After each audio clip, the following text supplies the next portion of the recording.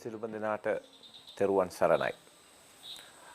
අපි හැමෝම දන්නවා අවුරුදු ගණනාවක් තිස්සේ බෞද්ධ නාලිකාවේ සුවිශේෂී වැඩසටහනක් ලෙස සසර දනව්ව වැඩසටහන විකාශනය වෙන බව.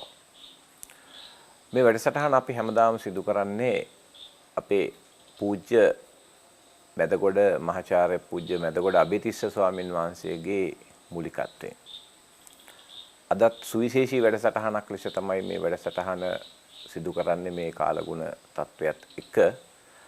අද උන්වහන්සේගේ සහභාගීත්වයක් නැතුව තමයි මේ වැඩසටහන කරන්න වෙලා තියෙන්නේ. නිසා මේක අදත් එක්තරා සුවිශේෂී වැඩසටහනක් ලෙස තමයි අපි මේ වැඩසටහන කරන්නේ. ඉතින් අද අපි කල්පනා කරා ටිකක් වෙනස් විදිහේ මාතෘකාවක් ඔබ සියලු දෙනා අපේ ප්‍රේක්ෂක පිරිසට දැනුවත් කරන්න. ඒක තමයි අපි හැමෝම දන්නවා අපි බොහෝ දෙනා අපි කල්පනා කරනවා මේ අපි හැමෝම උගත් බුද්ධිමත් ජනතාවක් මේ ලෝකෙම ඉන්නවා අපේ රටේ ඉන්නවා. හැබැයි අපිට දැනෙන දේ තමයි මේ මිනිස්සු දැනම වැරදි කරනවා. මේකට කියනවා human errors. දැන් අපි දන්නවා අපේ ලැප්ටොප් එකක් ගත්තොත් ඒකේ යම් errors තියෙන්න පුළුවන්. අපේ කැමරාවක් අපේ සෙල්ෆෝන් එකක errors තියෙනවා. ඒතර මිනිස්යාගෙත් තියෙනවා මෙහෙම නිකන් වැරදි. සමහරලාට ඒවා හිතාමතා කරනවත් නෙමෙයි. ඒක හිතාමතා කරනවත් නෙමෙයි. සමහරට ඒගොල්ලෝ දන්නෙත් නෑ වගේ වැරද්දක් වුණා කියලා. ඒගොල්ලන්ට ඒ ගැන අවබෝධයක් නැහැ. ඉතින් මේ වගේ ලක්ෂණ ගණනාවක් තියෙනවා. දැන් උදාහරණයක් හැටියට මම නිකන් ඒ වගේ මේ સિદ્ધාන්තය කියන්නේ ඒ වගේ මිනිස්සු ගාව තියෙන මූලිකව වෙන වැරදි කීපයක් ගැන අපි ටිකක් අවධානය යොමු කරමු බලන්න. දැන් අපි දන්න එක පොදු කාරණාවක් තමයි හොඳ උගත් පුද්ගලයෝ වැරදි කරනවා. දැන් හොඳ උගත් පුද්ගලයෝ වැරදි කරනවා. අපේ සමාජයේ අපි පත්තරවල මාධ්‍යවල මේවා දකිනවා. හොඳ උපාධි තියෙන, පශ්චාත් උපාධි තියෙන, සමහරට PhD තියෙන අය පවා අපි දැකලා තියෙනවා විවිධ වැරදි කරනවා. ඒවා සමහරට මේ සොරකම් වෙන්න පුළුවන්, ළමා අපයෝජන වෙන්න පුළුවන්, එහෙම නැත්නම් ගෘහස්ස ප්‍රචණ්ඩත්වයක් වෙන්න පුළුවන්, සමහරට මේ සොරකමක් කරපු එකක් වෙන්න පුළුවන්. ඉතින් මේ වගේ වැරදි උගත් පුද්ගලයෝ කරනවා. නමුත් අපි සාමාන්‍යයෙන් සම්ප්‍රදායක් හැටියට හිතනවා මෙහෙම ඉතින් උගත් වෙනකොට මේ වැරදි කරන්නේ. ඉතින් මේ උපාධි ගත්තාම මේ ඔක්කොම හරියන්න ඕනේ කියලා තමයි අපේ පොදු මතය.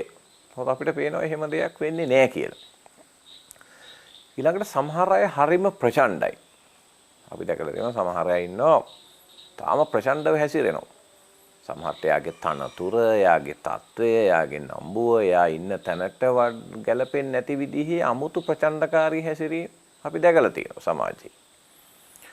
ඊළඟට කාරණා හොඳට දැනගත්තා කියලාත් සමහර මිනිස්සුන්ට වෙනස් වෙන්න බෑ. දැන් ওই සමහර අය මටත් හම්බෙන ඕන තරම් හොඳට දන්නවා. දැන් උදාහරණයක් කියලා දැන් සමහර අය ওই මද්දියර භාවිතාව ගැන, සිගරට් භාවිතාව ගැන හොඳට අවබෝධයක් තියෙනවා. ඒකේ හානි, ඒකෙන් සිද්ධ වෙන ආර්ථික හානි, සමාජ හානි, පවුලට සිද්ධ වෙන හානි, යාගේ සෞඛ්‍යයට සිද්ධ වෙන හානි. මේවා ගැන ඉතාම හොඳ අවබෝධයක් තියෙනවා. හැබැයි ඒ වුණාට ඒක නවත්ත ගන්න බෑ. මේ හොඳ උගත් අය සමහර අය වෛද්‍යවරු, සමහර අය ඉංජිනේරු මහත්වරු, සමහර අය මහාචාර්යවරු. මේ අය වුණාට සමහර දේවල් වලට ඇබ්බැහි වෙලා තියෙනවා නවත්ත ගන්න බෑ. මේ අපි සමාජයේ දකින්න දේවල්. ඊළඟට මිනිස්සු වෙනස් වෙන්න හරි අකමැති. දැන් සමහර අය ඉන්නවා එයාගේ මතයමයි. එයා කොච්චර කිව්වත් ඒ මතය වෙනස් කරන්න. අපි හිතමු දැන් එයාට යම් මතයක් තියෙන පුළුවන්. හැබැයි මතය වෙන අය ඇවිල්ලා කිව්වහම මේ මතේ වැරදිනේ, දැන් මේ මතයට මෙන්න මේ වගේ කාරණා තියෙනවනේ කියලා කිව්වට එයා කියනවා ඕවා මට වැඩක් නැහැ. අපි ඕවා මට තේරුම් කරන්න දෙන්න ඕනේ නැහැ. මන් දන්නවා වෙන්න ඕන මොකක්ද කියලා. අන්න එහෙම අර තමන් ඉන්න මතය බොහොම තදින් ඒකේ එල්බිලා ඉන්නවා. හැබැයි වෙනස් කරන්නේ නැහැ. ඒකට සපෝට් කරන්නේ නැති, ඒකට උදව් කරන්නේ නැති වෙන හොඳ මත ආවට එයා ඒක පිළිගන්නේ. මේ අපි දැකලා තියෙන දේ. ඒ වගේ සමහර මිනිස්සු ඒගොල්ලන්ගේ වැරද්ද නිවැරදි කරගන්න උත්සාහ කරන්නේ. දැන් මේක අපි දරුවන්ගෙත් දකිනවා, වැඩිහිටියන්ගෙත් දකිනවා, සමාජයේ ඉන්න ප්‍රභූවරුන්ගේ අපි මේවා දකිනවා. ඒ තමන්ගේ වැරද්ද නිවැරදි කරගන්න උත්සාහ කරන්නේ. ඊළඟට තමන්ගේ චිත්ත වේග. දැන් මේක නිතර කතා කරන කාරණාවක්. දැන් චිත්ත වේග කියලා කියන්නේ ලැජ්ජාව, දුක, බය, සතුට මේ වගේ අපිට තියෙනවා විවිධ චිත්ත වේග. ඒතර මේ චිත්ත වේග ගැළපෙන පරිදි මුදා හරින්න තේරෙන්නේ නැහැ. දැන් සමහර අය ඉන්නවා තරහ මුදා හරිනකොට එයාත් අපහසුයෙන් අනිත් අයත් අපහසුයෙන්. ලැජ්ජාව එයාට ගොඩක් අපහසුයි. දුක එයාට ගොඩක් අපහසුයි දුක එනකොට. නිසා අපි දකිනවා අර චිත්ත වේග මුදා හරිනකොට චිත්ත වේග එළියට මුදා හරිනකොට ඒවා හරියට ගැලපෙන පරිදි කරගන්න බැරි අය ඕන තරම් අපේ මේ සමාජයේ ඉන්නවා. ඊළඟට දැන් අපි හිතමු දැන් කෙනෙක්ගේ මොන හරි වැරද්දක් තේරුම් කරලා දුන්නාම ඒ පුද්ගලයා ඒක දැනගත්තට පස්සේ ඉති වෙනස් වෙන්න එපා. නෝත් එහෙම වෙන්නේ නැහැ. අපි දකින්න කාරණාවක්. සමාජයේ වැරද්ද තේරුම් කරාට පස්සේ ආයෙක වෙනස් වෙන්නේ නැහැ. ඒකත් මේ අපි ගාව තියෙන හියුමන් එරර් එකක්. දැන් ඊළඟට ඔබ අහලා ඇති දැන් සමහර අයට ඔය අම්මලා කියන්නේ මෙයාට කියලා මට ඇති වෙලා තියෙන්නේ. ආයි නම් මම මොකුත් කියන්නේ නැහැ.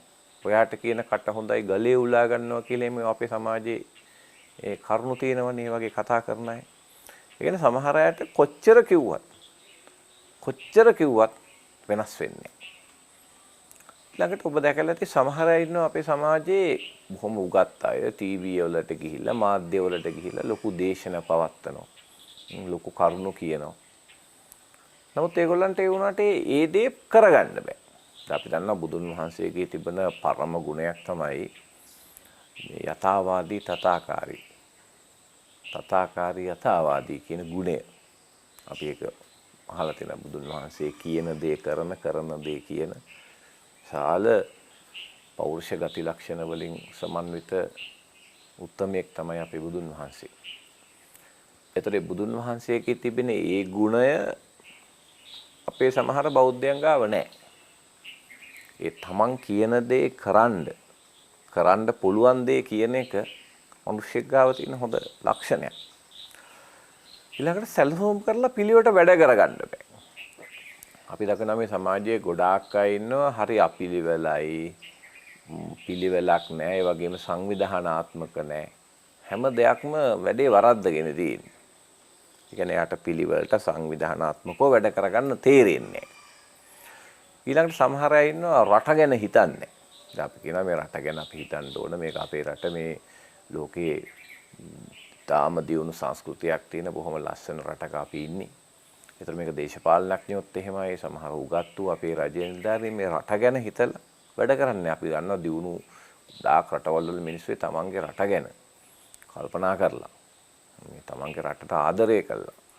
ඒ රට සංවර්ධනය කරන්න ඒක වෙනුවෙන් කැප වෙන්න මහන්සි වෙලා තියෙනවා. විශේෂයෙන්ම ජපානය වගේ රටවල් ගත්තාම අපි දන්නවා මේ පුරවැසියෝ දැන් ඉන්දියාව අපේ අසල්වැසි ඉන්දියාව ගත්තත් ඒගොල්ලන්ටත් තියෙනවා තමන්ගේ රට ගැන ලොකු හැඟීමක්.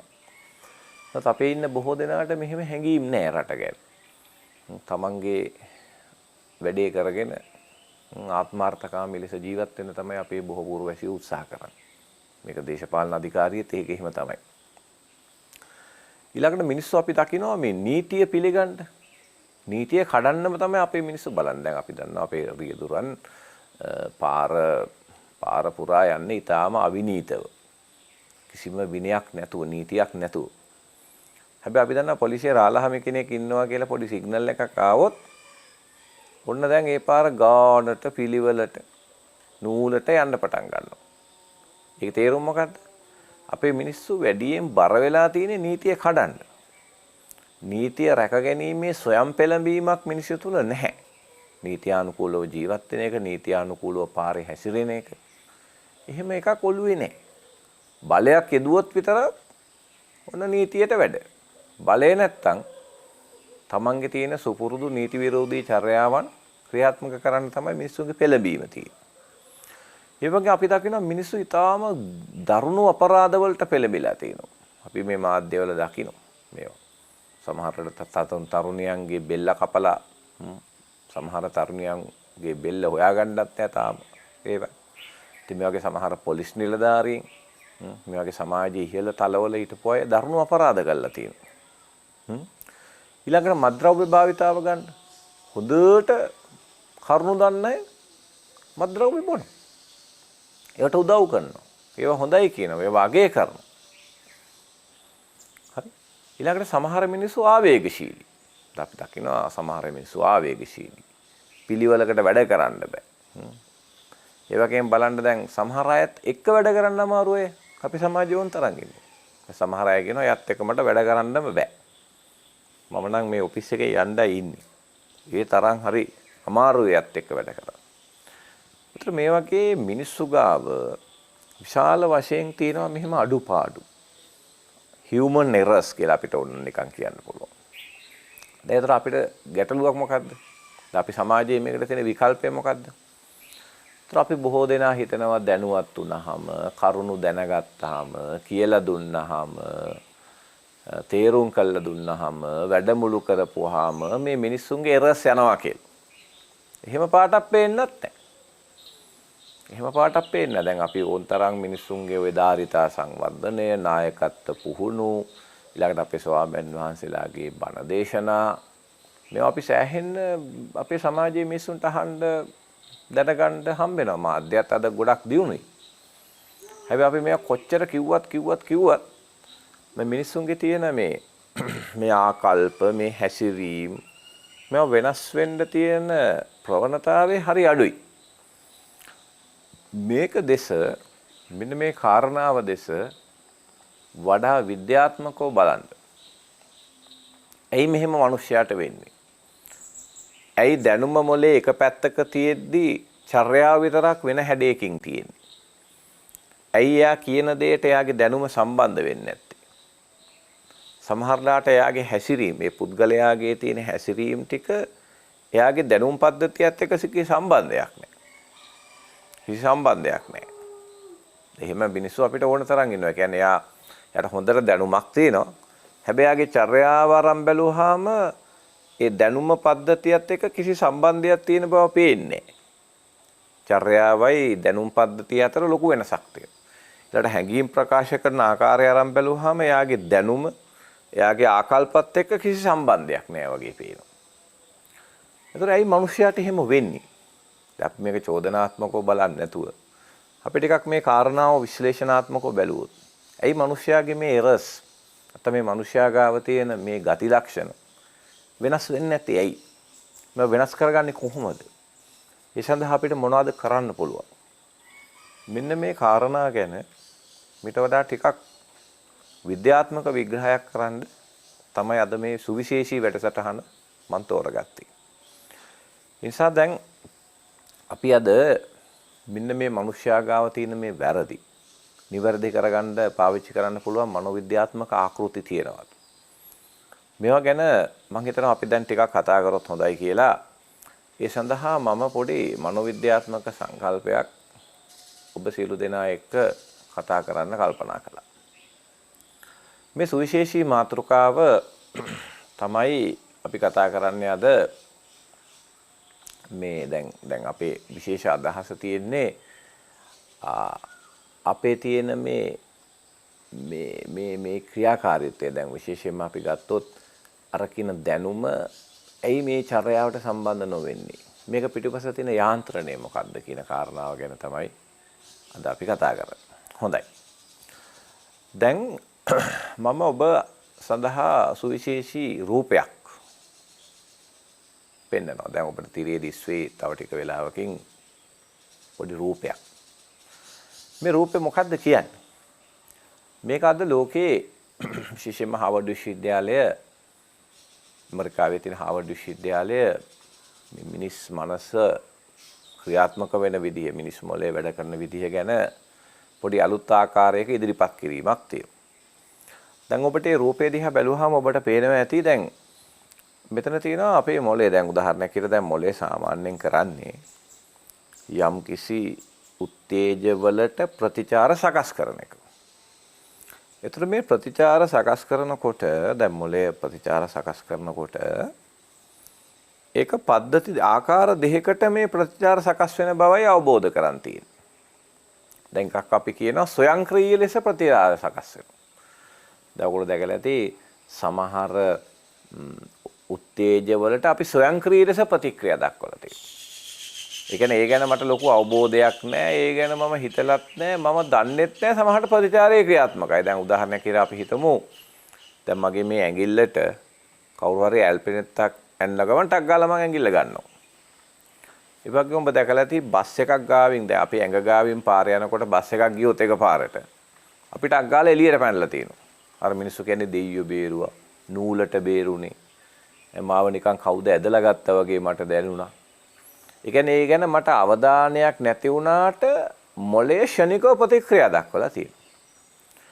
ඒ කියන්නේ අපේ මොලේ තියෙනවා එක්තරා විදිහක කොටසක් මගේ අනුදැනුමක් නැතුව වුණාට ස්වයංක්‍රීයව ක්‍රියාත්මක වෙනවා. දැන් වැඩේ වෙලා ඉවරුණාට පස්සේ තමයි මට අවබෝධ වෙන්නේ දැන් මේ මොකද්ද වුනේ කියලා. මෙන්න මේකට අපි මනෝවිද්‍යාවේ කියනවා දැන් අපේ රූපෙත් ඔබ දකින්න ඇති automatic self regulation කියලා තමයි අපි ඒකට කියන්නේ. automatic self regulation. ඔබට ඒ රූපේ දැන් this way එතනදී ඔබට පෙනේ මේ automatic self regulation කියන කොටස තමයි අපි ඒ කියන්නේ. ඒ කියන්නේ මේ ලෝකේ එන සමහර උත්තේජවලට අපි ස්වයංක්‍රීය ලෙස මගේ අනුදැනුමක් නැතුව ප්‍රතික්‍රියාවන් සිද්ධ වෙන්න ගන්නවා. ඒතර මේක හරි වැදගත් කොටසක් මොලේ. ඇයි? මේකෙන් අපේ ජීවිතේ රැකෙනවා. අපි සමහර අනතුරු වලින් බේරිලා තියෙනවා. හැබැයි බේරිත ආකාරය මමවත් දන්නේ නැහැ. දැන් අපි දැකලා තියෙනවා සමහර අය කියන්නේ මේ දැන් සමහර අය වාර්තා තියෙනවා මේ එක තැනක මම දැක්කා මේ තමන්ගේ පුතාගේ කකුල උඩට කොටයක් වැටෙනවම තාත්තා ගිහලා ක්ෂණික උස්සලා තියෙනවා කොටේ. ඒක ක්ෂණික වෙලා තියෙන. හැබැයි තාත්තා ගිහලා පස්සේ හිතාමතා කොටේ උස්සන්න ගියාට උස්ස ගන්න බෑ. උස්ස ගන්න බෑ. ඉතින් මේ වගේ වාර්තා ලෝකෙම තියෙනවා සමහර තැන්වල. මේ ස්වයංක්‍රීය ලෙස අපිව පාලනය වෙන මොලේ යම්කිසි විදිහක කොටසක් අපේ මොලේ තියෙනවා. හරි. ඒ වගේම තමයි අපේ සමහර ක්‍රියා ඒවා අපි හිතාමතා කරලා තියෙන්නේ. ඔබ දැක්කේ සමහර අපේ තියෙන ප්‍රතික්‍රියාවන් අපි හිතාමතා කරනවා. දැන් උදාහරණයක් ඇටියට ගත්තොත් එහෙම සමහර දේවල් හිතාමතා දැන් හිතන්නකො දැන් ඔන්න දැන් අපි සමහර විට කෑම කන්න ඕන වුණාම අපි ගිහිල්ලා බෙදාගෙන හොඳ කොන්ෂස්ලි අවශ්‍ය දේවල් බෙදාගෙන අපි හිතාමතා කරන්නේ. ඒ වගේම අපි ගිහිල්ලා පාඩම් කරන්න ඕන වුණාම අපි අදාළ පොත්පත් නෝට් හිතාමතා ගිහිල්ලා ඒ ක්‍රියා කරනවා. ඒතර මෙහෙම සමහර අපේ බොහෝ චර්යාවන් අපි කරන්නේ හිතාමතා. හිතලා කල්පනා කරලා මේක කරනවා. ඒකට අපි කියනවා intentional self regulation. intentional එතන තියෙනවා දැන් අපි හොඳ සිහියෙන් හොඳට සැලසුම් කරලා ඊළඟට අපේ තියෙන සමහර වැරදි උත්තේජයන් ඒක හොඳට පාලනය කරගෙන දැන් හිතන්නකෝ පාඩම් කරන දරුවෙක් ගමුකෝ. දැන් එයා ගිහිල්ලා පොත අරගෙන ඒ පොතට හොඳට අවධානය යොමු කරලා තමන්ගේ නානිස් සිතුවිලි හොඳට පාලනය කරගෙන පොතේ අඩංගු දේවල් ටික මොලේට ලස්සනට දාගෙන යන්නේ. දැන් මේක intentional. intentional කියන්නේ හිතාමතා තමයි මේ ක්‍රියාවන් අපි කරන්නේ. එහෙනම් ඒතර මොලේ මූලික පද්ධති දෙකක් තියෙනවා. මොකද්ද? ස්වයංක්‍රීය ලෙස ක්‍රියාත්මක වෙන පද්ධතියක් තියෙනවා. ඒ වගේම අපි හිතාමතා අපේ ප්‍රතිචාර හදන ක්‍රමයක් අපේ මොලේ තියෙනවා. දැන් මෙතන ගැටලුවක් එනවා හිටපු ගමන්. මොකද්ද මේ එන ගැටලුව? ඒ ගැටලුව තමයි ගැළපෙන්නේ නැති. ඒ කියන්නේ දැන් උදාහරණයක් කරේ ඒකට අපේ ජීවිතේ පැවැත්මට උදව්වකුත් නැති. අපේ ජීවිතේ කාර්යක්ෂමතාවයට අපේ ජීවිතයේ තියෙන ගුණාත්මක භාවයට හානිකර ක්‍රියාවනුත් ස්වයංක්‍රීය වෙලා තියෙනවා. දැන් අපි හිතමු සමහර අය දැන් මට මේ ළඟදීත් එක මහත්තයෙක් ඇවිල්ලා කිව්වා මේ එයාගේ අක්මාවේ විශාල කොටසක් අර අපි දන්නවා non alcoholic cirrhosis කියලා. ඒ කියන්නේ සිරෝසිස් කියන රෝගය අක්මාව අඩපණ වීමේ රෝගය ඇවිල්ලා තිනවා. හැබැයි එයා මේ ඇල්කොහොල් ගන්න එක්කෙනෙක් නෙවෙයි. නමුත් මේ රෝගේ යාට තදින් වැළඳිලා තියෙනවා මොකක් හරි වෙන හේතුවක් නිසා. ඒතර අක්මාවේ ඊටාම කුඩා පටක ප්‍රමාණයක් තමයි ඉතුරු වෙලා තියෙන්නේ. ඒතර දැන් එයාට වෛද්‍යවරු අවවාද කරලා තිබුණා. ඔයා ඊට පස්සේ මේ ඇල්කොහොල් ගන්න එපා. මොකද ඔයාගේ ජීවිතේ ලොකු අනතුරක තියෙන්නේ කියලා. දවසක් නෝනා මේ මහත්තයත් එක්ක අඬාගෙන ඇවිල්ලා නෝනා හරි දුකෙන් විස්තරයක් කියනවා. මොකද මෙයා ගිහිල්ලා දැන් බීලා. තව යාළුවෝ ටිකක් එක්ක. ඉතින් මං අහුවා ඔයා දැන් වැදගත් මහත්තයෙක්. ඉතින් ඔයා හොඳට කරුණු දන්න කෙනෙක්. ඔයා දන්නවා ඔයාගේ රෝගය ගැනත්. ඊට පස්සේ ඔයාගේ පවුල ගැන වගකීමක් තියෙනවා. ඉතින් මේ සියල්ල තියාගෙන ඇයි මෙහෙම කළේ කියලා නිකන් මං අර ඇහුවා. ඊපර මේ මහත්තයා මට කිව්වා අනේ ඇත්ත තමයි ડોක්ටර්. අපි මේ හුඟ කාලෙකින් අපේ ඉස්කෝලේ හිටපු යාළුවෝ ටික හම්බුනේ. ડોක්ටර් කියන්නේ මම එතෙන්ට ගියාම ડોක්ටර් නිකන් මට පෙවුනා කිව්වා. දැන් බලන්න. ඒ කියන්නේ එයා බීලා නැහැ. ඒතර එයාගේ විග්‍රහය තමයි එයාට පෙවිලා. ඒ කියන්නේ එයා අරක්කු වීදුරුව අරගෙන ඒ මත්ද්‍රව්‍ය මද්දියර වීදුරුව අරගෙන ඒකට අරක්කු වක් කරලා තියෙනවා. ඒතර සෝඩා හරි මොන හරි ඔකට කලවම් කරලා තියෙනවා. ඊළඟට එයා මේ අතයි මේ වීදුරුව කට ගාවට ගෙනහල්ලා තියෙනවා. ඒතර වීදුරුව උස්සලා තියෙනවා. ඒතර කට ඇරලා තියෙනවා. ඒතර මේ ටික ඔක්කොම කටින් මේ වීදුරුවේ ඉඳලා කට ඇතුළට ගිහිල්ලා තියෙනවා. ඊට පස්සේ මේවා ඔක්කොම එයා ගිලලා තියෙනවා. ඒතර මෙතන ආමාශයෙන් ගිල්ලට පස්සේ වෙන වැඩේ ස්වයංක්‍රීයයි. හැබැයි එතකල් ක්‍රියාදාමයක් සිද්ධ වෙලා තියෙනවා එයාගේ පාලනයක් නැතුව. ඒකයි එයා කියන්නේ මට පෙවුනා. මම බිව්වේ නෑ මට පෙවුනා. මාර කතා මේවා මිනිස්සු කියනවා ඇවිල්ලා අපිට එහෙම. දැන් උදාහරණයක් විදිහට මේ ළඟදීත් මට එක මහත්තයෙක් වැදගත් මහත්තයෙක්. එයා ඉතින් ගොඩාක් හොඳ උසස් මහත්තයෙක් හැටියට සමාජයේ සලකන කෙනෙක්. තමන්ගේ නෝනට ගැහුවා. ගහපු පාර ඒ නෝනාගේ දතකටත් හානි වුණා. ඉතින් මං එයාගෙනුත් ඇහුවා ওই ප්‍රශ්නේ මං. දැන් ඔයා හොඳ වැදගත් මේ හොඳ දේශන කරන හරි මේ මහත්තයෙක්නේ. ඒතර ඇයි ඔයාට මෙහෙම වුනේ? ඒකනේ ડોක්ටර් මාත් කල්පනා කරන්නේ. අපේ නෝනා කට ගහගෙන ආවනේ. ડોක්ටර් කියන්නේ මට මාව පාලනය කරගන්න බැරි වෙලා මට ගැහුණානේ. මට ගැහුණාලු. ඒ කියන්නේ දැන් බලන්න මේ ප්‍රකාශය.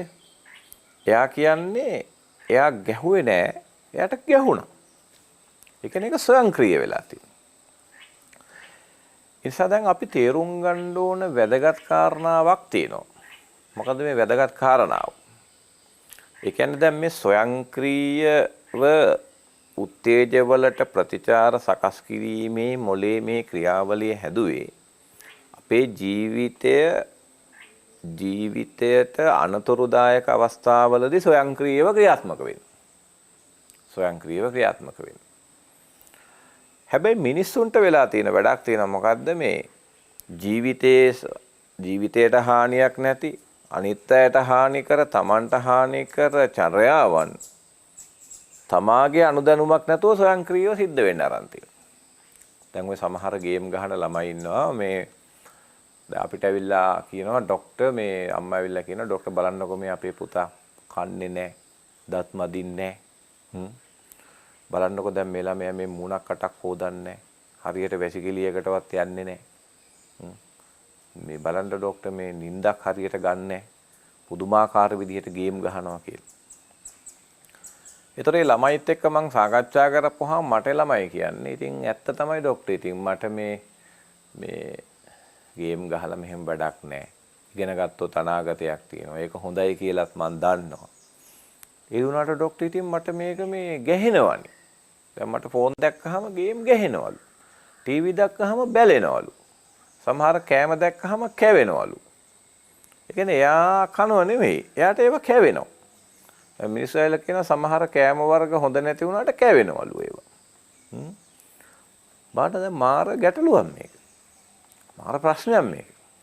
හරි? ඒ කියන්නේ තමන්ට හානි කර අන් අයට හානි කර චර්යාවන් තමාගේ පාලනයක් නැතුව ස්වයංක්‍රීය වෙන්න ආරම්භ තියෙනවා. මේක නිසා විශාල මානසික ප්‍රශ්න සමාජ ගැටලු දැන් හිතන්නකෝ දැන් එක සැරයක් මම ත්‍රිවිල් රියදුරක එක යනවා. ඒතර මේ ත්‍රිවිල් රියදුරා ඊටාම අශෝභන ආකාරයට විනයක් නැතුව එලවන්න පටන් ගත්තා. ඒතර එහෙන් යනවා මෙහෙන් යනවා වමෙන් දානවා දකුණෙන් දානවා පේමන්ට් වලින් මේ රෝදේ තියාගෙන යනවා.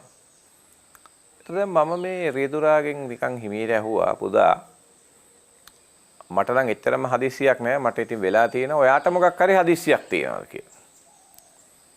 එපාර මේ තරුණ ළමයා මට කිව්වා නෑ සර් ඉතින් මටත් එහෙම හදිස්සියක් නෑ කියලා. ඒතර මං අහුවා එතකොට ඔයාටත් හදිස්සි නැත්තම් මටත් හදිස්සි නැත්තම් ඇයි අපි දෙන්නම මේ ජීවිත අනතුරු දාගෙන මෙහෙම එලවන්නේ කියලා. එතකොට තමයි තරුණයාට කල්පනා වුණේ මං හයියෙන් යනවා කියලා. එතකල් එයා දන්නේ නැහැ. දැන් බලන්න මේ ක්‍රියාවලිය. ඒතර සමහර විට අපේ ප්‍රයිවට් බස් එළවන රියදුරු මහත්තයෙක් මේ පාර පුරා අධික වේගයෙන් ධාවනය කරන බව ගැන යාට අවබෝධයක් නැහැ. ඒක ස්වයංක්‍රීයයි. අපේ ත්‍රිවිල් රියදුරු මහත්තයෙක් ඊටාම අධික ලෙස අවිනීත ලෙස නීති කඩාගෙන එළවන බව සමහරට යාට අවබෝධයක් නැහැ. ඒක ස්වයංක්‍රීයයි. ස්වයංක්‍රීයයි. දැන් බාඩේව කොච්චර හානිකර චර්යාවද කියලා. හානිකර චර්යාවද කියලා.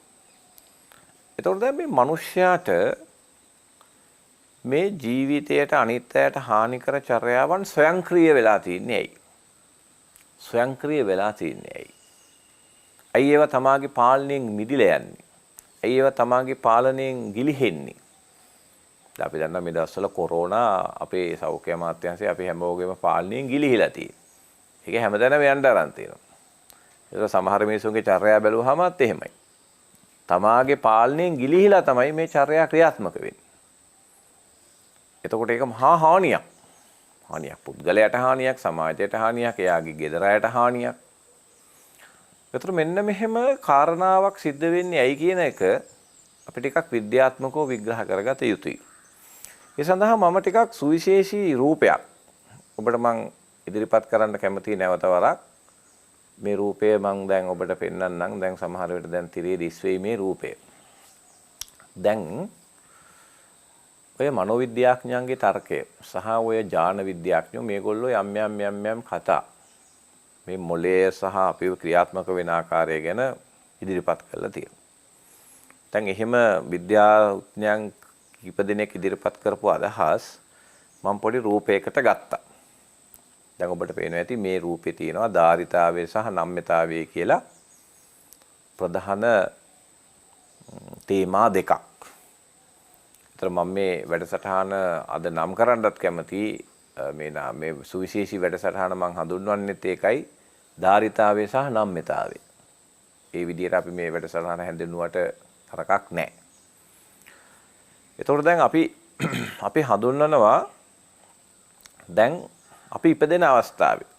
දැන් අපි හැමෝම අපි දන්නවා අම්මගේ කුස තුළ පිළිසිඳගෙන අපි මාස 10කට ආසන්න කාලයක් අපි ගර්භාෂය ඇතුලේ වැඩිලා අපි බිහි වෙන අවස්ථාවේදීම අපි උපතෙන්ම ගේන දැන් බොහෝ විද්‍යාඥයෝ කියන්නේ මේවා ඥාන වලින්ම එනවා කියලා.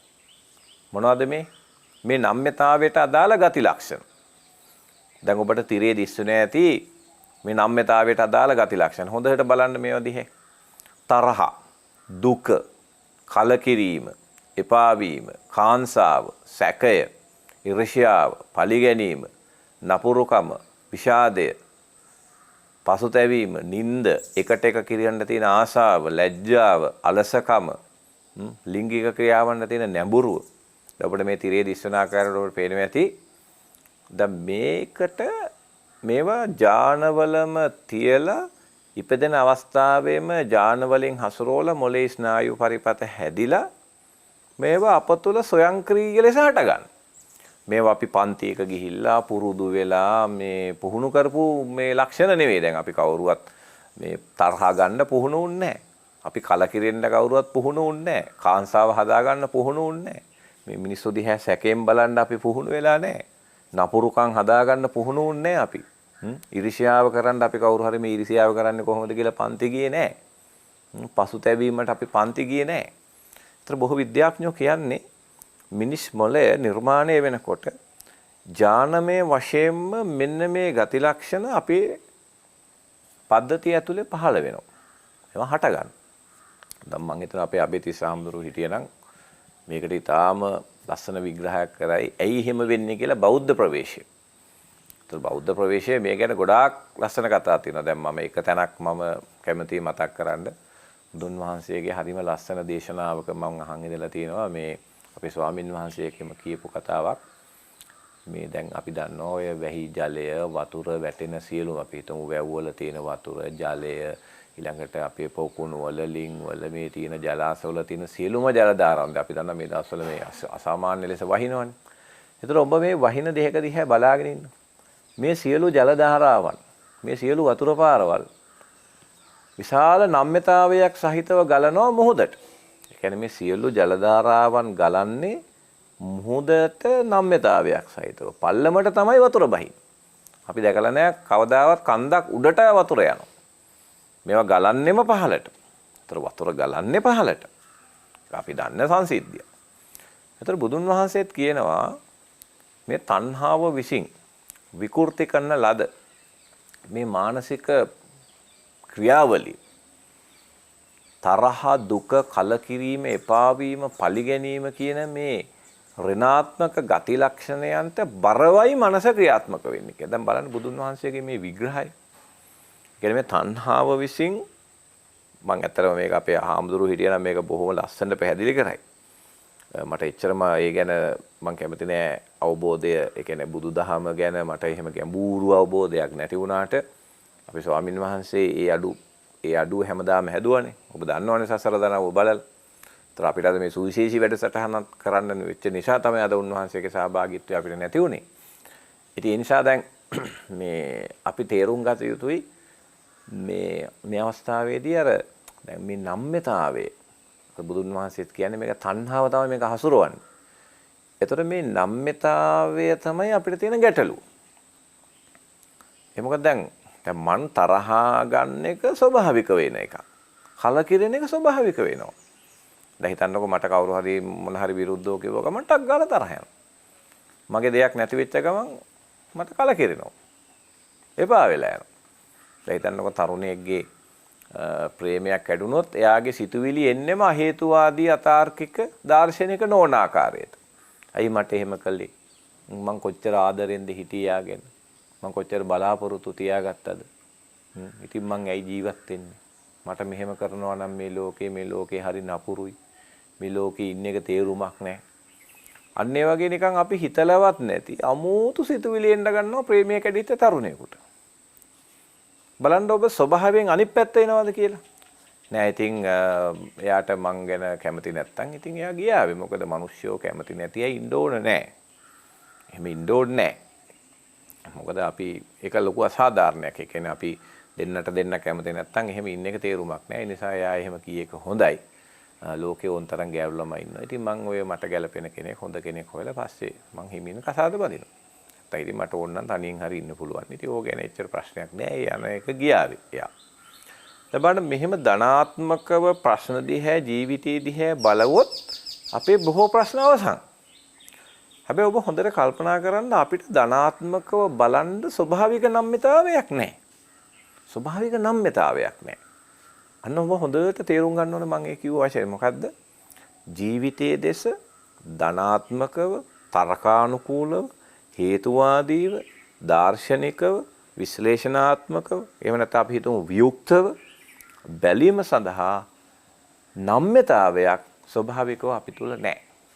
ඔය රිචඩ් ඩොකින්ස් කියලා ඉන්නවා ප්‍රසිද්ධ ජාන විද්‍යාඥයෙක්. එයා කියන්නේම මිනිස් මොලේ මේ හැසිරීමට හේතුව තමයි අපිව ඉක්මනින්ම චුත කරන්න.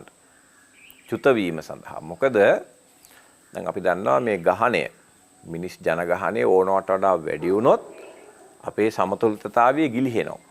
ආහාර ප්‍රශ්න එනවා, ජලයේ ප්‍රශ්න එනවා, වාසස්ථාන ප්‍රශ්න එනවා, ඉඩමඩු පහසුකම් එනවා. නිසා ස්වභාව ධර්මය අපිව නිර්මාණය කළා තියෙන්නේ තමන් ආපු කාර්යයන් අවසන් නම් ඉක්මනින් චුත වෙන්න ඕනේ. ඒතරේ චුත වීම සඳහා අවශ්‍ය බලය, චුත වීම සඳහා මිනිසාගේ ක්‍රියාකාරීත්වය ඇති කිරීම සඳහා තමයි මේ නම්‍යතාවය හදලා මිනිහව මේ පැත්තට හරවලා තියෙන්නේ. දැන් හිතන්නකෝ මේ නම්‍යතාවය අහෝසි වුණොත් එහෙම ලෝකේ යුද්ධ නැති වෙනවා. මිනිස්සු සාමකාමී වෙනවා. එතකොට අපි හිතමු හොරකම් නැති වෙනවා, ස්ත්‍රී දූෂණ නැති වෙනවා.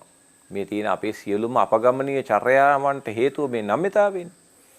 ඒතර මේ නම්‍යතාවය නැති වුණොත් මේ සියලු අපගමනීය චර්යයන් නැති වෙලා ගිහිල්ලා බොහොම ලෝකේ සුන්දර වෙලා මේ ගහණයේ වැඩි වෙලා ලොකු අසමතුලිතතාවයකට යන්න ඉඩ තියෙනවා.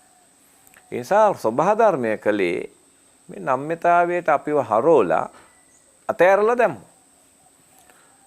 හැබැයි ස්වභාව ධර්මය ඊටාම ලස්සන අවස්ථාවක් මිනිස්යාට දුන්නා. මොකද්ද? ඔබට කැමති නම් දැන් අපි නැවතත් අපේ රූපයට යමු වුණොත් ඔබට පේනවා ඇති ඔබ කැමති නම් ඔබට පුළුවන්කම තියෙනවා ධාරිතාවයේ දියුණු කරගෙන නම්‍යතාවය අඩු කරගන්න. ඔන්න ඊටාම වැදගත් තැනකට අපි එනවා. ඒ කියන්නේ නම්‍යතාවය තමයි තරහ ගන්න එක. නම්‍යතාවය තමයි වෛරය ඇති වෙන එක. නම්‍යතාවය තමයි නපුරුකම ස්වභාවිකව ඇති වෙන එක. නම්‍යතාවය තමයි පසුතැවීම ඇති වෙන එක. නම්‍යතාවය තමයි එකට එක කරන්න අපි තුල තියෙන ආශාව. නම්‍යතාවය තමයි ලැජ්ජාව. නම්‍යතාවය තමයි පලිගන්න හිතෙන එක. ඒක අපි හිතලා කරනව නෙවෙයි. ඒක ස්වභාවිකව අපි තුල ඇති වෙන්න පුළුවන්. එතකොට හැබැයි විද්‍යාඥයෝ මනෝවිද්‍යාඥයෝ පැත්තක තියන්නකෝ. අපේ මුළු බුද්ධ දේශනාවම කතා කරන්නේ මොකද්ද? මේ නම්‍යතාවේ නවත්තලා මේ නම්‍යතාවේ පාලනය කරලා මිනිස්යාට ජීවිතේ ජය ගන්න මාර්ගයනේ කතා කරලා තියෙන්නේ. දැන් මේක බටහිර මනෝවිද්‍යාඥයෝ එක එක වචන කියයි මෙටා කොග්නිෂන් කියයි. ඊළඟට අපි දන්නවා self regulation කියයි ආත්ම මොකද අපේ අනිත් වචනේ තමයි self awareness කියයි. දැන් අලුතෙන් එනවා සිහිය කියලා කතාවක්, සතිය කියලා දේවල්. එතකොට දැන් මේ විශාල කතා ගණනාවක් දැන් මේකට ඇවිල්ලා තිනවා. මොකටද මේ? නම්‍යතාවයේ පාලනය කරගෙන ධාරිතාවය වැඩි කරගන්න. ධාරිතාවය වැඩි කරන්න. ඒතර අපි දන්නවා මේ මුළු බුද්ධ දේශනාවම තියෙන්නේ මිනිස් මනසේ ධාරිතාවය වැඩි කරලා මේ නම්‍යතාවය නැති කරගන්න. එහෙම නැත්නම් සම්පූර්ණයෙන් අවශ්‍ය කරගන්න. හරි. දැන් ඔබ බලන්න මේ රූපෙ දිහා නැවත. දැන් ධාරිතාවය වැඩි කරනවා කියන්නේ මොකද්ද? ධාරිතාවය වැඩි කරනවා කියලා කියන්නේ පුහුණුවකින් අභ්‍යාස කරලා මනස පුහුණු කරලා. දැන් බලන්න මෙතන සුවිශේෂීත්වයක් තියෙනවා. මොකද්ද? දැන් පරිගැනීම නපුරුකම විෂාදයේ උපතින් අරන් ආවා අපි. ඒවට අපි පන්ති ගියේ නැහැ. අපි පුහුණු වුණේ නැහැ, අභ්‍යාස කරේ නැහැ. අපි ඒකට දැනුමක් ගත්තෙත් නැහැ. අපි ඉස්කෝලේ ගියෙත් නැහැ නපුරුකම පුරුදු වෙන්න. හැබැයි ධාරිතාවයේ උපතින් එන්නේ නැහැ. හැබැයි ධාරිතාවය දිනු කරගන්න අවශ්‍ය මොලේ ධාරිතාවයේ තියෙනවා. මේ ධාරිතාවයට අදාළ ලක්ෂණ දිනු කරගන්න මොලේ ධාරිතාවයක් තියෙනවා. කියන්නේ ඒකට ඉඩ තියලා තියෙන මොලේ. දැන් අපි ගත්තොත් බල්ලෙක්ගේ මොලේ, සතුන්ගේ මොලේ එහෙම ඉඩක් නැහැ මොලේ. ඒවා දිනු කරගන්න බෑ ඒගොල්ලන්ට. ඒ නිසා ඔබ දන්නවා පැහැදිලිවම බුදුන් වහන්සේ සතර අපායේ විග්‍රහ කරනකොට තිරිසන් යෝනි කියලා වෙනම මේ කොටසක් වෙන් කරගත්තා. ඇයි? මේ ධාරිතාවය දිනු කරන්න මොලේ ප්‍රමාණයක් නැහැ. ඒකට මොලේ කොටසක් වෙන් වෙලා නැහැ. මොලේ ප්‍රමාණය නැහැ. ඒ නිසා සත්තුන්ට කවදාවත් මේ ධාරිතාවය දිනු කරන්න හරි අමාරුයි. හැබැයි මිනිස්යාට මහා සුවිශේෂී අවස්ථාවක් දීලා තියෙනවා. මොකද්ද? ධාරිතාවය දිනු කරන්න පුළුවන් ඔබට. ඔබට පුළුවන් චිත්ත වේග පාලනය දිනු කරන්න. ඔබට පුළුවන් දරා ගැනීමේ හැකියාව දිනු කරන්න. ඔබට පුළුවන් මේ කරුණාව දිනු කරගන්න. ඔබට මෛත්‍රිය දිනු කරගන්න පුළුවන්. ඔබට මුදිතාව, උපේක්ෂාව, නම්‍යශීලී බව. දැන් බලන්න මේ රූපය දිහා. ඔබට පේන ඇති ආවේග පාලනය, ඉවසීම, හැඩගැසීම, සංසුම් බව, විචාරශීලී බව, සහකම්පනය, ප්‍රඥාව. ඉතින් අපි බුදුදහම පැත්තෙන් හිතුවොත් කොච්චර දේවල් තියෙනවද අපිට දිනු කරගන්න.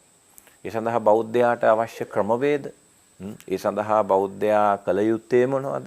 ඒ සඳහා බෞද්ධයා පුහුණු වෙන්න ඕන කොහොමද? මේකට අපේ ස්වාමින් වහන්සේලා දන්නවා. අපේ පන්සල්වල, අපේ බෞද්ධ නාලිකාවේ මේ ගැන සුවිශේෂී වැඩසටහන් මම හිතනවා ලෝකේ පුරා විකාශනය කරනවා. හැබැයි මේ නම්‍යතාවය නිසා මිනිස්සු ඒවට වැඩිය බලන්න කැමති නැහැ. දැන් උදාහරණයක් බලන්න YouTube එක දිහා නිකන් බලන් ඉන්න. මම දැකලා තියෙනවා මොකක් හරි අසභ්‍ය වචන පාවිච්චි කරන වැඩසටහන්. ඒවැයි views තරම් බැලුවාම මිලියන 5යි මිලියන 10යි. මොකක් හරි අපි දන්න ඔය අසභ්‍ය කුණුහරුප වචන තියෙන මොන හරි ඒ සිද්ධි තියෙන වීඩියෝ එකක් නිකුත් කළොත් විශාල වශයෙන් ප්‍රතිචාර මිනිස්සු ගාව වෙනවා. හැබැයි මිනිස්යාගේ ධාරිතාවය දිනු කරගන්න, දරා ගැනීම දිනු කරන්න වැඩසටහනක් කරලා දාන්නකො. views 500යි 1000යි 5000යි ඊටාම අඩු ප්‍රමාණයක් තමයි එන්නේ. ඒකත් ඉතින් මාස ගාණක් ගිහින් තමයි ඒව එන්නේ. දැන් බලන්න මේ නම්‍යතාවයේ කොච්චර ප්‍රබලද කියලා. ඒ කියන්නේ මේ දුස්සීල කමට අපේ තියෙන මේ දුස්සීල ලක්ෂණ වලට ඊටාම ප්‍රබල ලෙස තමයි මේ නම්‍යතාවය වැඩි කරන්නේ. මොකද මේක ජීවිද්‍යාත්මකව ආපු කාරණාවක්. તો බුද්ධහම පැත්තෙන් ගත්තොත් මේක තණ්හාව විසින් මෙහෙවන ප්‍රධාන මාර්ගය. ඒතර මේකට විරුද්ධව යන්න මනස පුහුණු කරන්න ඕනේ. ඒ සඳහා තමයි බුදුන් වහන්සේ මේ වීරය, ඔබ දන්නා බුදුන් වහන්සේ බුද්ධ ආගමේ තියෙන ඊටාම වැදගත් දේ තමයි වීරය පුහුණුව. ඒතර සීල සමාධි ප්‍රඥා අපි මේවා දන්න කාරණා. ඒතර මේ විශාල පුහුණුවක් කරා කුසලතා දියුණු කරගෙන තමයි මේ නම්‍යතාවේ පාලනය කරන්න වෙන්නේ. නිසා බෞද්ධයාට තියෙනවා ලොකු වැඩක්.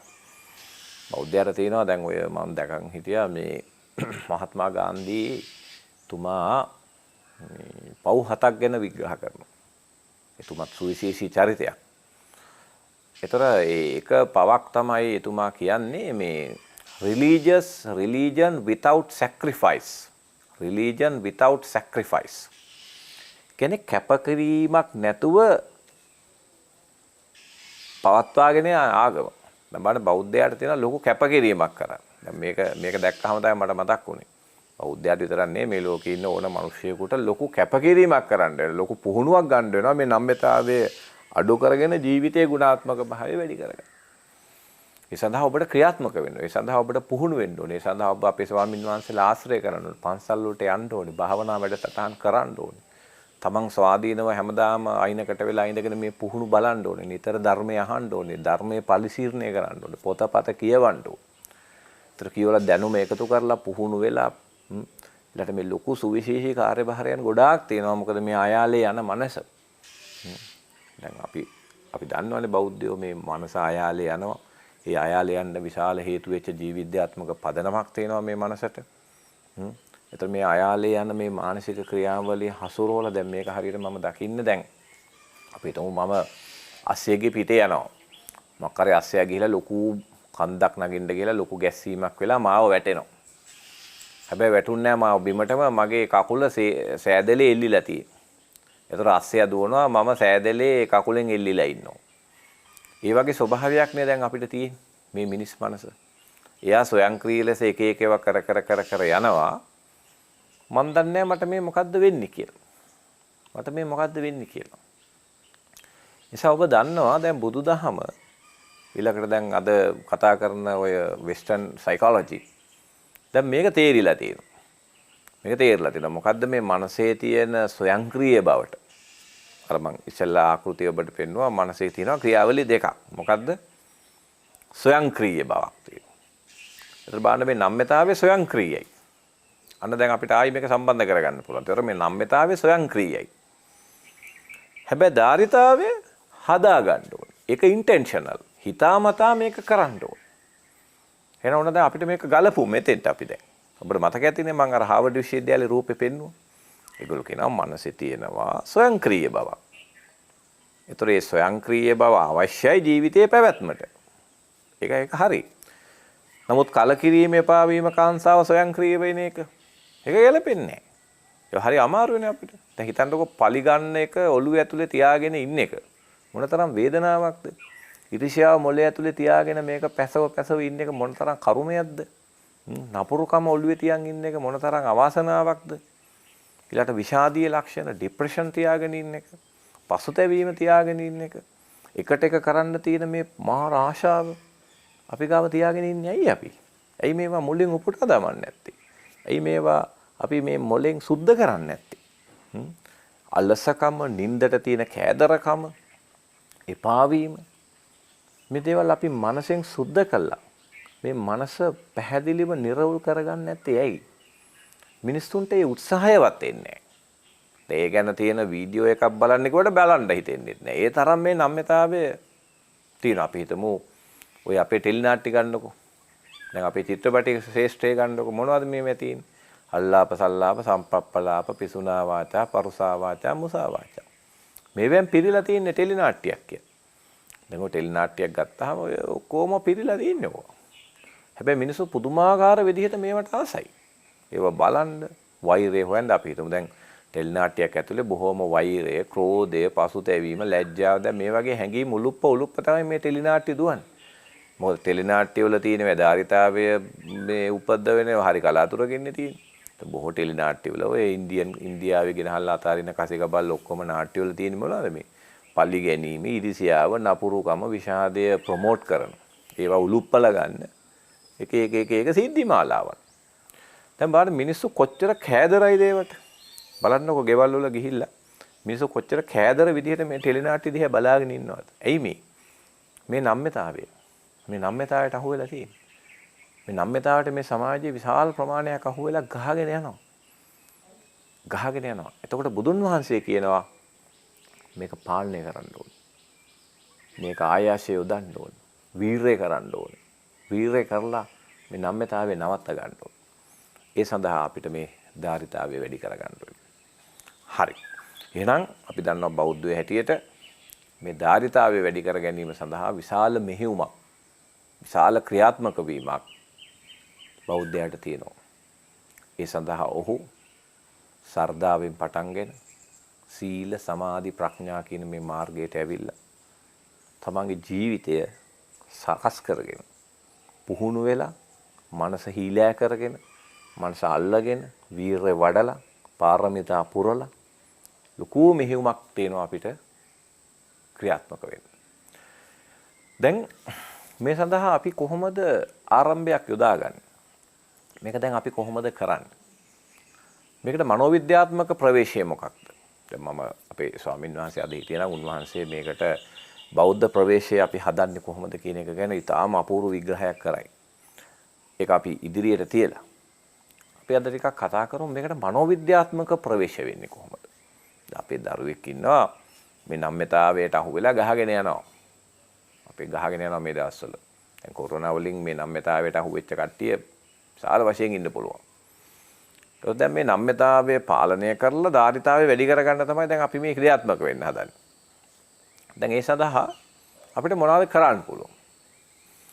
ඉස්සෙල්ලා කෙනෙකුට කරන්න පුළුවන් ඊටාම සරලම අභ්‍යාසය තමයි අපි කියනවා මෙන්න මේ සිහිය. එහෙම නැත්නම් අපි ඒකට කියමු වචනයක් මෙටාකොග්නිෂන්, self awareness, ආත්ම සම්ප්‍රජානනය, අධි ප්‍රජානනය. ඒක වචන දැන් ලෝකේ පාවිච්චි කරනවා. දැන් මොකද්ද මේ මෙටාකොග්නිෂන් කියන්නේ? දැන් මෙටාකොග්නිෂන් කියන්නේ උත්තේජ එනවා ප්‍රතිචාර හැදෙනවා. උත්තේජ එනවා ප්‍රතිචාර හැදෙනවා. ඒතර අපි කිව්වා මේ උත්තේජය එනකොට මේ නම්‍යතාවයට අදාළ ප්‍රතිචාර හැදෙන්න ස්වභාවික නැඹුරුවක් තියෙනවා මොලේ.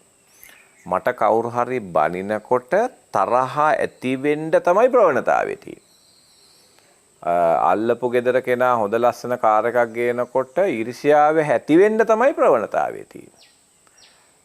මිනිහෙක් මොකක් හරි අපේ පොල් ගහක් ගාවින් හරි ගේ ගාවින් දෙපාරක් බලන් යනකොට අපිට සැකේ ඇති වෙන්න තමයි ප්‍රවණතාවය තියෙන්නේ. ප්‍රේමයක් ඇඩුනොත් තමන්ගේ තියෙන දේවල් නැති වෙලා ගියොත් හදිස්සියේ පසුතැවීමට තමයි ප්‍රවණතාවය තියෙන්නේ. මේක තමයි ප්‍රවණතාවය. ඒතර අපි හිතමු කාන්තාවක් දැක්කොත් පිරිමියෙක් දැක්කොත් ලිංගික ක්‍රියා ගැන සිතුවිලි හැඟීම් ඇති වෙන්න තමයි ප්‍රවණතාවය තියෙන්නේ. ප්‍රවණතාවය තියෙන්නේ. විභාගයක් ලකුණු අඩු වුණොත් කලකිරෙන්න එපා වෙන්න තමයි ප්‍රවණතාවය තියෙන්නේ. මේක තමයි මනසේ ස්වභාවය. එහෙනම් මේ ප්‍රවණතාවය අපි නවත්තගෙන මේක පාලනය කරගෙන ධාරිතාවය වැඩි කරගන්න මොනවද අපිට කරන්න පුළුවන් අභ්‍යාස? හරි. අපි එක සරල තැනකින් මේක පටන් ගමුකෝ. අපි මෙහෙම හිතමු. දැන් අපි දන්නවා උත්තේජයක් මොළයට එනවා. දැන් උත්තේජයක් මොළයට එනකොට මම මේක ගැන මම හිතනවා මම කලිනුත් කතා කරලා ඇති. දැන් උත්තේජයක් මොළයට එනකොට මොළේ තියෙනවා ස්වයංක්‍රීය ලෙස ඒ ප්‍රතිචාරයේ හැදෙන ක්‍රියාවලිය. අපි හිතමු උත්තේජයක් එනවා. ඒ උත්තේජයට අදාළ යම්කිසි මනෝවිද්‍යාත්මක ආකෘතියක් මොළේ ඇතුලේ තියෙනවා. මොළේ ඇතුලේ තියෙනවා. එතකොට මේ ආකෘතිය, ඒ උත්තේජය මේකත් එක්ක සම්බන්ධ වෙනවත් එක්කම මේ ආකෘතියේ මනෝවිද්‍යාත්මක ව්‍යුහය ක්‍රියාත්මක වෙලා ප්‍රතිචාරය හැදෙනවා. දැන් ණයෙක් මෙතෙන්ට ආවොත් ණයට අදාළ විශ්වාස ටිකක් මොලේ තියෙනවා. අපි හිතමු ණය විසයි කෑවොත් මැරෙනවා අරවා මේවා කියලා මේ ණය ගැන තියෙන චිප් එකක්, ইনফෝමේෂන් චිප් එකක් මොලේ ඇතුලේ තියෙනවා. ඒතර ණයගේ රූපය අපේ ඇහි ගැටුණ ගමන් ඒ පණිවිඩය මේ තියෙන මනෝවිද්‍යාත්මක රූපෙත් එක්ක ජොයින්ට් වෙනවා, සම්බන්ධ වෙනවා.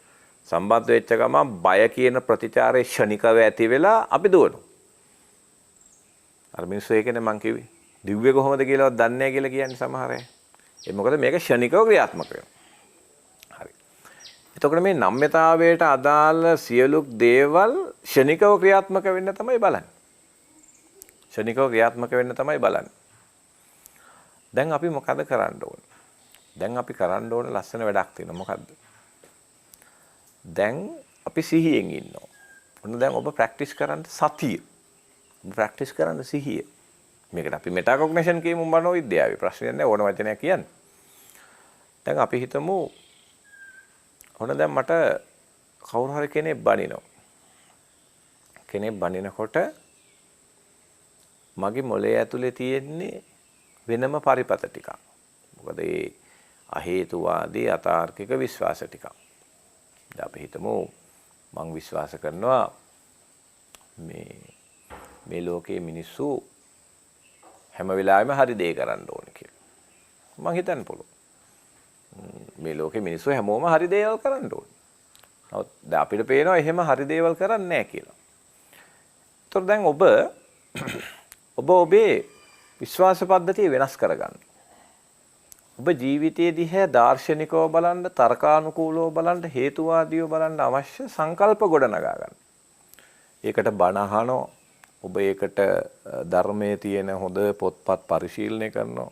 අද අපි YouTube එක ඇතුළට ගියාම අපේ මේ බෞද්ධ නාලිකාව වගේ දේවල් වලට ගියාම විශාල වශයෙන් බණ යනවා. ඔබ ඉස්සෙල්ලාම කරන්න ඕනේ මොකද්ද?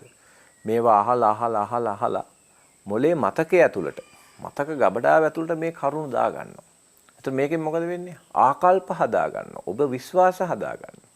ලෝකය ගැන, පුද්ගලයෝ ගැන, සමාජය ගැන, විවිධ සිද්ධි ගැන ඔබ විශ්ලේෂණාත්මකව බලන්න පුළුවන් විදිහට කරුණු ගොඩනගා ගන්නවා ඉස්සෙල්ලම. දැන් අපි හිතමු අපි ජීවිතේ විශ්ලේෂණාත්මකව දකිනවා. ඒකට අවශ්‍ය පදනම අපි බණ අහලා දැන් අපි දන්නවා මේ නිතර මේ බණ අහන්න කියන්නේ ඒකයි. මොකද එතකොට නිතර ටෙලිනාට්ටි බැලුවාම මේ වෛරය charge වෙනවා වගේ නිතර ටෙලිනාට්ටි බැලුවාම පලි ගැනීම ගොඩ නැගෙනවා වගේ නිතර බණ අහනකොට නිතර අපේ හාමුදුරුවන්ගේ දේශනා අහනකොට නිතර මේ පොත්පත් කියවනකොට ඔබට නොදැනි ඔබ තුල විශාල සංකල්ප ඇති වෙන්න පටන් ගන්නවා. ඊට පස්සේ ඔබ අයිනකට වෙලා මේ ලෝකේ විග්‍රහ කරන්න. ඇයි මිනිස්සු මැරෙන්නේ? ඇයි මිනිස්සුන්ට තරහ යන්නේ? ඇයි මිනිස්සුන්ට මෙහෙම දේවල් වෙන්නේ කියලා අර ඔබ ඉගෙනගත්ත දැනුම ආශ්‍රය කරගෙන ඔබ විශ්ලේෂණය කරන්න. ඔබ තර්කානුකූලව බලන්න ජීවිතේදී. ඔබ යම්කිසි ප්‍රඥාවකින් මේක දිහා බලන්න පටන් ගන්න.